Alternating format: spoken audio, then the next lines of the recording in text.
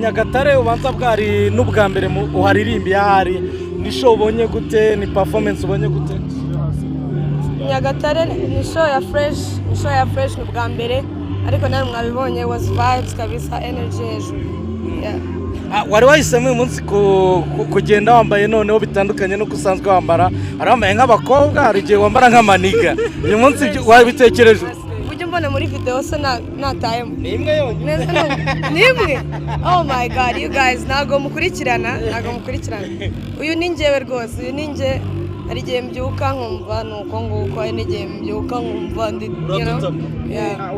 tugenda nuko mbyutse Wayz ni show ya gatatu muri za Mtn Iwacu Muzika ni experience imeze ite uri kubona muri izi road shows ngizi First of all, an experience ndi grateful for. Ndayishimiye cyane. First of all, imyaka umuntu abamaze akora nyine uri kubona noneho bya bintu wakoreye nyine udahura n'abafana bawe bose. So now is the time yo guhura nabo tukamenya ukuntu bafata ibihangano byacu. So it's an experience.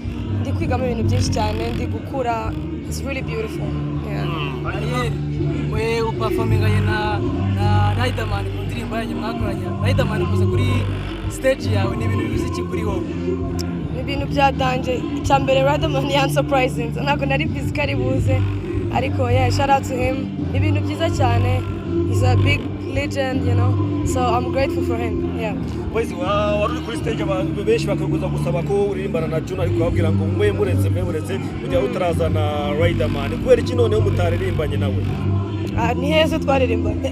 Ni heze twaririmbanye. Oya ndi kutukwaza uyu munsi bamugusabaga gukomeza kubyanga. Nese ngo barabinsabaye kuri show ya gatatu. Bareke dukomeze turebe. Reka duhindure ikibazo kubera iki mutujya muririmbana indirimbo kandi mufite indirimbo zikundwa n'abanyarwanda benshi cyane. Icyo kibazo uzakimbaze Mtn Iwacu na Muzika Festival irangiye. Mwakoze Wayz.